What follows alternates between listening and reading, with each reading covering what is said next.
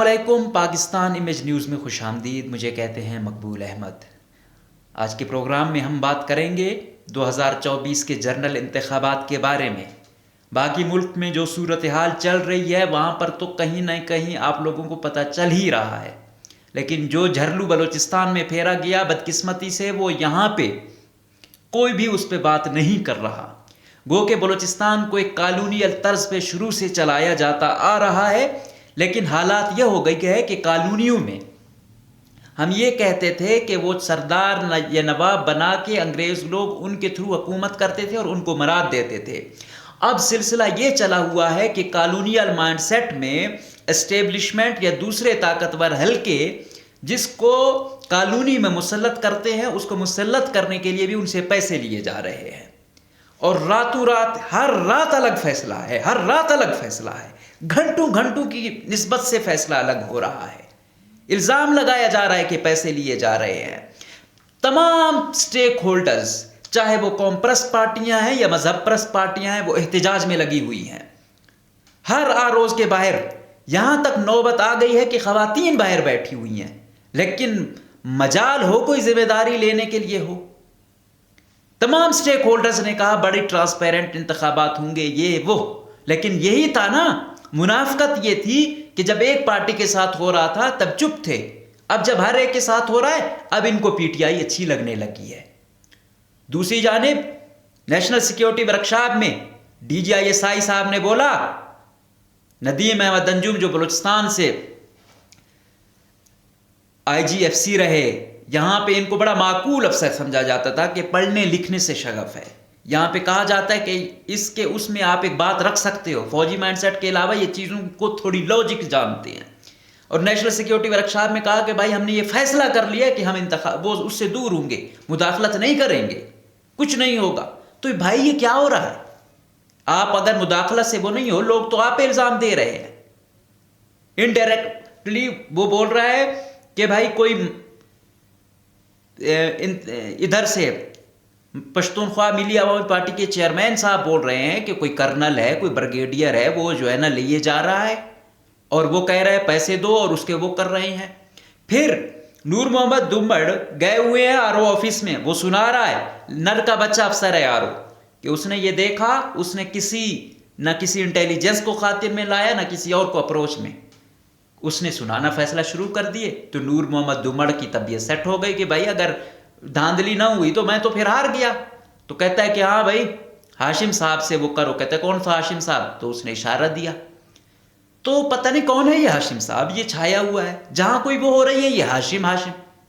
پچھلی دفعہ ایک تھا خالد فرید کا نام چلا تھا، وہ بھی محمود خان اچکزئی صاحب نے بولا۔ اب یہ ہاشم پتہ نہیں کون ہے اس دفعہ، اس کی تھوڑی انکوائری کراؤ اگر آپ وہ نہیں ہو، یہ کیا ہو رہا ہے؟ اور باقی یہاں پہ سمجھ نہیں آ رہی، کچھ بھی ہوتا ہے صورتحال بڑی گمبھیر ہوتی جا رہی ہے۔ ڈاکٹر مالک صاحب جیسا معقول بندہ بھی وہاں پہ جو وہ کر رہا ہے اور احتجاج پہ بیٹھا ہوا ہے، تو باقیوں سے آپ کیا گلا کرو جن کے سٹانس تھوڑے سے ہارڈ ہیں یا کافی ہارڈ ہیں۔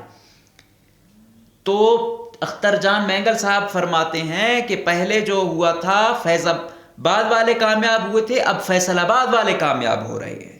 تو ان تمام میسیجز میں ایک پیغام ہے، یہ نہیں ہے کہ کوئی نام لے رہا ہے تو بس اس کو اٹھاؤ مارو یا وہ کرو۔ اگر آپ کو نام لینے پہ دکھ ہے تو ہمیں بھی شرم آتی ہے کہ صافی ہو کہ اگر ہم کچھ بات نہ کریں۔ یہ لوگ جتوانے کے لیے کیا کیا نہیں ہو رہا یہاں پہ، ان آروز کی کیا مجال ہے؟ نام پھر بھی آپ لوگوں کا آنا ہے، انکوائری بٹھاؤ جہاں پہ قوم پرست ہوں، مذہب پرست ہوں، صحافی ہوں، سب کی اس میں ہو، پتہ چلے کون وہ ہے۔ اگر آپ لوگ ٹرانسپیرنٹ ہو، مداخلت یہاں پہ نہیں ہے، تو پھر شفاف وہ کرو، کہو کہ ہم آئے ہوئے ہیں۔ اگر نہیں تو پھر ان آروز میں جو آتے ہیں آپ لوگوں کے تلوے چاٹتے ہیں اپنی پوسٹنگ کے لیے۔ ایک تو سپریم کورٹ نے جو وہ کیا، اور الیکشن کمیشن کی جو یہ بددیانتی تھی، یہ ان اے سی ڈی سی کو آروز لگا کے کھانا خراب کر دیا ہے۔ جو ایک پوسٹنگ کے لیے ڈی سی بلوچستان میں جس قدر گراوٹ میں جاتا ہے، تو طاقتور حلقوں کا پھر جب کوئی پیغام ہوگا تو وہ کس حد تک جاتا ہوگا۔ تو اوور آل بلوچستان میں جو انتخابات ہیں इक्का दुक्का को छोड़ के हर जगह नाइंसाफ़ी हुई है, लोग एहतजाज पे हैं, स्टेक होल्डर जो हकीकी थे उनको दूसरे भी नहीं चौथे पांचवें पे नंबर पे ले जाया गया, और जो हकीकी थे उनको पहले पहले नंबरों पर लाया हुआ है। इंसान हैरान होता है यार ये कैसे यहाँ से जीत गया है। तो ओवरऑल इदारों पर उंगलियाँ उठ रही हैं, इदारों वालों ने एक तहकीकात करवानी होंगी, अगर नहीं करवाएंगे ज़ोर ज़बरदस्ती करनी है फिर कुछ नहीं होगा। ये सालार खानकाह पीटीआई का यकतरफा जीता हुआ था, एक ऐसी वेव चली हुई थी, उधर बाबर मुस्तकिल यकतरफा जीता हुआ था, पीटीआई की थी, गो कि इनके अपने स्टिक नहीं थे, लेकिन हरवा दिया गया। अब समझ नहीं आती कि रीज़न क्या है, क्यों इस हद तक हम लोग गए हैं कि मानना ही नहीं है। फिर जब हालात होते हैं फिर कहते हैं कि भाई ये है। तो जो लोग लीगल तरीके से मान रहे हैं उनको आप नहीं वो कर रहे हो। फिर एक सियासी बंदा कैसे अपने नौजवानों को कहे कि इस सिस्टम में हमारे मसाइल का हल है, स्पेशली बलूचिस्तान जैसे इलाकों के लिए। अब हम सहाफ़ी उनको कैसे कन्विंस करें कि आप अपनी स्ट्रगल जमहूरी जद्दोजहद में रखें। क्यों? क्योंकि आप मंशियात की स्मगलिंग करो, पैसे दो, आप जीत जाओ, आप चहीते बन जाओ, आप सेनेटर बन जाओ। तो बलूचिस्तान में तो ये सूरत हाल है। BNP, नेशनल पार्टी, पश्तूनख्वा मिली अवामी पार्टी, JUI, हर वो एक एहतजाज पे है। अभी ये किला सैफुल्ला में उनको रोड बंद करना पड़ा, उनको वो करके तब जाके कहीं उनके हक में फैसले आए। अब जोर ज़बरदस्ती या मारो मरो तब जाके कुछ आपका हो सकता है। कहाँ गए आप इदारे? इसलिए रह गए हैं। अब इलेक्शन अगर ऐसे करने थे तो फिर ना करवाते बेहतर था। एक शख्स को एक हल्के वाले जानते, उसका नाम तक नहीं जानते, वो जीत रहा है। गजब खुदा का, इससे ज्यादा बददियानती क्या होगी? क्यों आप लोग इस लेवल पे आ गए हो? सारे इदारे मिले हुए हैं, किसी को कोई अवाम की उसका कोई भरम ही नहीं है। फिर कहते हैं कि हाँ भाई सबके लिए आज़ादी। क्या आज़ादी है? अब मैं देख रहा हूँ बड़े बड़े तजियाकार कुछ ज़्यादा ही न्यूट्रल होने के चक्कर में बोल रहे हैं कि भाई अगर ऐसा ना होता तो ये आज़ाद कैसे जीतते। तो भाई आज़ाद तो ये तो उनकी बीबी नहीं सी टीम है, हर तरीके से सिंबल तक उनसे ले लिया, उनकी क़यादत जेलों में, उनके ऊपर पर्चे इश्तिहारी, ये तो PTI वालों की A नहीं, B नहीं, C नहीं, D टीम में चल रही हैं। उसने ये हशर नशर कर दिया है। तो कोई रीज़न तो होगी ना, लोग शायद उनसे इतनी मोहब्बत ना करते, लेकिन ये जुल्म, ये नाइंसाफ़ी, ये दादागिरी, इसने लोगों को मजबूर कर दिया है कि यार जैसा होता है हम उसको वोट देते हैं। आप लोगों ने कानून को कानून मानते नहीं हो, तमाम इदारे मिलके बस बैंड बजाई हुई है। तो ये चीज़ें बड़ी ख़तरनाक हैं, ये समझना होंगी। आपके गवादर में धरना, तुर्बत में धरना, नसीराबाद में धरना, सिब्बी में धरना, क्वेटा में धरना, लोरलाई में धरना, कोई जगह ही नहीं छोड़ी आप लोगों ने जहां पे कुछ वो किया जा सके। और आप लोगों को फिक्र नहीं होती, मसला तो आम लोगों को है। तो मेहरबानी करके अभी हम बात करेंगे कि क्या है कि किस तरीके से मंशियात फरोश लोग आके यहाँ पे जो है ना मसनद पे बिठाए जा रहे हैं। मंशियात फरोशों की स्मगलिंग से वो लोग MPA MNA बन गए और यहाँ तक कि वो वज़ीर आला की दौड़ में शामिल हो गए। लेकिन कुछ भी नहीं है यहाँ पे, अवाम की कोई वक़्त ही नहीं है। जिसको चाहा नवाज दिया, जिसको चाहा निकाल दिया। तो फिर भाई ऐसे इलेक्शन है तो पहले से ऐलान कर दिया करो हमारा यहाँ से ये कैंडिडेट है बस। तो ये क्या जलील करवाना। तो बिल्कुल एहतिजाज हो रहे हैं। आप चाहे जितने लोगों को उठाएं, मारें, जेलों में डालें, अदालतें उनके खिलाफ कार्रवाई करें, तो ये चीज़ थमने वाली नहीं है। और इसकी लॉजिक यही है कि जो अवामी मैंडेट है उसको तस्लीम ही नहीं किया गया। हर एक कैंडिडेट इस चक्कर में है कि बस हर एक ने ये सोचा हुआ है कि मुझे ताकतवर हल्कों ने जितवाना है और उनकी खुशनुदी के लिए मैंने जो है ना पैसे देने हैं। तो जब लेवल यहाँ तक आ जाए तो फिर वो क्या अवाम के मसले हल करेंगे। और जो पैसे देकर आएंगे वो क्या होगा, वो फिर अवाम की खिदमत करेगा। वो कहे यार मैं तो पैसे दे के आया हूँ, तुम चाहे मरो जियो, मैंने नौकरियां भी बेचनी है, ठेके भी बेचने हैं। फिर कुछ भी नहीं होगा, फिर मजीद बर्बाद से बर्बाद होगा। फिर जो पहाड़ वाले हैं, दूसरे वाले हैं, उनको आप कोई भी कन्विंस नहीं कर सकता कि इस सिस्टम में आपके लिए कोई जगह है। तो फिर ऐसा होता रहेगा। لیکن ہمارے بھی جو لوگ ہیں پہلے چپ تھے جب دوسروں کے ساتھ ہو رہا تھا، اب اپنے ساتھ ہو گئے تو ان کو جمہوریت یاد آ گئی۔ کوئی بھی غلط ایکٹ ہو، میرے مخالف کے ساتھ بھی ہو، مجھے اس کے ساتھ کھڑا ہونا چاہیے۔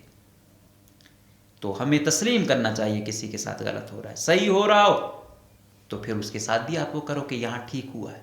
تو یہ اب اداروں کی ذمہ داری ہے کہ یہ جو تحقیقات کرائیں کہ یہ کیا ہوا ہے۔ الزام بار بار آپ لوگوں پر آ رہے ہیں اور آپ لوگوں نے جو عہد کیا ہوا ہے تو اس پہ عمل کریں اور پروو کریں کہ آپ کا ہاتھ نہیں ہے، یہ آپ لوگوں پر الزام لگا رہے ہیں، اور ان سے پھر باقاعدہ وہ کیا جائے کہ کیا ہے۔ ورنہ جس طریقے سے یہ دھرنے چل رہے ہیں ان کا انجام بڑا خطرناک ہوگا، یہ صورتحال بڑی خطرناک ہوگی، یہ رکنے والی نہیں ہے۔ پارٹی کا سربراہوں کو جتوا دینا گو کہ وہ جیتے ہوں گے، لیکن اس کا یہ مطلب نہیں ہے کہ اس کو جتوا کے اس کی آڑ میں بات کی اس کے بندے آپ ہروا دو، جن کا مینڈیٹ ہے کہ بس نہیں وہ آپ کا چاہیے وہ نہیں ہے، تو کل آپ یہ جواز پیش کرو کہ بھائی دیکھو اگر ہم وہ کرتے تو یہ کیسے جیتا۔ تو بھائی یہی جواز دینے کے لیے کچھ کام ایسے کیے جاتے ہیں۔ اب انڈیپینڈنٹ میں بھی اب انہوں نے جو شمولیت وہ کی تو اب تو یہ پھر یہی کہا جائے گا کہ دیکھو کیسے وہ جیت گئے۔ بھائی اگر وہ اپنے اس پر ہوتے تو شاید اس کے ڈبل ہوتے، ٹرپل ہوتے۔ تو امید یہی ہے کہ باقاعدہ ریکاؤنٹنگ جو احتجاج کر رہے ہیں اس کا ایک پروسیس ہوگا، ریکاؤنٹنگ کے تھرو یا جو ان کے خدشات ہیں ان کو دور کیا جائے گا، اور ادارے آئیں گے اور اس چیز کو یقینی بنائیں گے۔ اور بلوچستان میں تو آروز ایسے یہ جو خسی ACDC بنائے ہوئے ہیں ان کے بس کی بات ہی نہیں ہے کہ یہ شفاف الیکشن کا نتیجہ دیں جب تک طاقتور حلقوں کا وہی آشیرواد یہ سر پہ ہاتھ نہ ہو۔ تو بھائی سب سے پہلی بدیانتی یہاں پہ ہو گئی، اور تمام لوگ آروز میں اس وقت میں نے یہ پروگرام کیا تھا کہ یہ DC یہاں جا رہا ہے، یہ یہاں جا رہا ہے، یہ یہاں جا رہا ہے، اور وہ اپنے چہیتے DC لے کر وہ آروز بنا دیے گئے، پھر ان کو خوش کر کے طاقتور حلقوں کو وہ آج MP MNA بن گئے۔ تو یہ چیز ڈیل تو تقریباً پہلے سے ہی کنفرم تھی۔ تو ابھی احتجاج ہے اور یہ مسائل بڑھیں گے، کم نہیں ہوں گے۔ اب اس کو جیسے کاؤنٹر کرنا ہے طاقتور حلقے، وہ اگر یہی چاہتے ہیں بندوق کی زبان سے جواب دینا ہے تو پھر دیتے رہیں، یہ مسئلے کا حل نہیں ہے۔ چاہے پوری دنیا کو بھی آپ وہ کریں گے، وہ آپ گواہی دے کہ بھائی یہ صحیح ہوا ہے، تو ایسا نہیں ہو سکتا۔ جو غلط ہے چاہے اس کو ماننے والا ایک نہ ہو، جو صحیح ہے وہ صحیح ہے۔ تو ہم امید کریں گے کہ ایسا کیا جائے، یہ جو لوگ ہیں ان کے خدشات دور کیے جائیں، اور اس سسٹم پہ لوگوں کا تھوڑا اعتماد بحال کیا جائے۔ اگر اعتماد ہی لوگوں کا اٹھ گیا تو یہ نہ ملک کے مفاد میں ہے، نہ صوبے کے مفاد میں ہے، نہ اداروں کے مفاد میں ہے۔ اجازت دیجیے، اللہ حافظ۔